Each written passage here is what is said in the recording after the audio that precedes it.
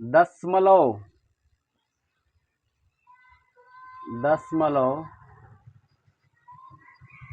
को प्रतिशत में बदले। आप कोई दशमलव वाला आ गया मान लीजिए, तो उसको प्रतिशत में बदलना है। कैसे बदलेंगे जानती है दोनों? जैसे कोई कहेगा कि 0.50 मान लें, इसको प्रतिशत में बदलना है। कुछ नहीं करना है, 100 से सीधा सीधी क्या करना है, गुना कर देंगे। 100 से गुना करेंगे तो कितना हो जाएगा? हाँ,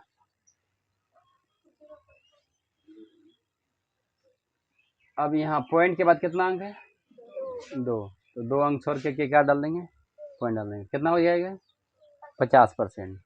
तो ये हो जाएगा कितना? 50%। अब कहेगा कि 0 पॉइंट मान लीजिए 30 है, इसको प्रतिशत में बदलना है। क्या करना है? 100 से गुना करेंगे। तो कैसे करेंगे गुना? तो गुना करके हो जाएगा कितना? 3 को 0 इधर यहाँ गिन लेना, 1 2 3, 3 जीरो है ना, तो 3 दी करके कितना जीरो कर दिए? 3 जीरो। अब पॉइंट के बाद इधर कितना है? 2 अंक। तो 2 अंक छोड़ दो दाहिना तरफ से गिन करके, 1 2, तो कितना हो जाएगा ये? 30%। क्योंकि पॉइंट के बाद इधर 0 0 ये सब का वैल्यू नहीं है, आगे का भी वैल्यू नहीं है, तो कितना हो जाएगा ये? 30%। तो देखो कोई कहेगा कि पॉइंट वाला गुना ही नहीं आता, तो कैसे करेंगे तुम? जो पॉइंट वाला गुना समझो। जैसे कोई कहेगा कि 4.30, ठीक, कैसे करना है गुना? उसके बाद 4.30 गुना 1.10 मान लीजिए, इस तरह से गुना करना है। कैसे करना है गुना? ठीक, तो 0 गुना 0 0 हुआ, 0 गुना 3 कितना हुआ? 3। 0 से कोई भी चीज़ टकराता है क्या बनता है? 0 हो जाता है। और 0 गुना 4 कितना हो जाएगा? 0, क्योंकि 0 से जो भी टकराएगा 0 हो जाएगा। अब इसका काम खत्म, काटो। 1 गुना 0 0, 1 गुना 3 तो 3 होगा, 1 गुना 4 तो 4 होगा। इसका काम खत्म, काटो इसको। 1 गुना 0 तो 0, 1 गुना 3 तो 3 है, 1 गुना 4 4 है। अब गुना करते समय ऐसा दिमाग में रखना है कि समझो कि पॉइंट उल्ट नहीं है।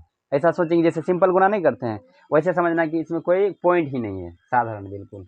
अब इसको जोड़ लो, 0 यहाँ 0, यहाँ कितना हो जाएगा? 3 हो जाएगा। 4 3 7 हुआ, यहाँ 4 हुआ। अब पॉइंट का दिमाग में रखना है कि पॉइंट के बाद इधर कितना अंक था? 2। इधर कितना था?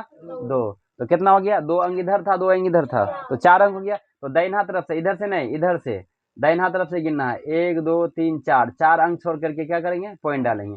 तो कितना हो जाएगा? 4.73। ये छोड़ो क्योंकि ये सब 0 है, ठीक है। तो 4 पॉइंट कितना हो जाएगा? ये 73। पॉइंट के बाद हमेशा 2 अंक तक ही वैल्यू होता है। कितना अंक तक?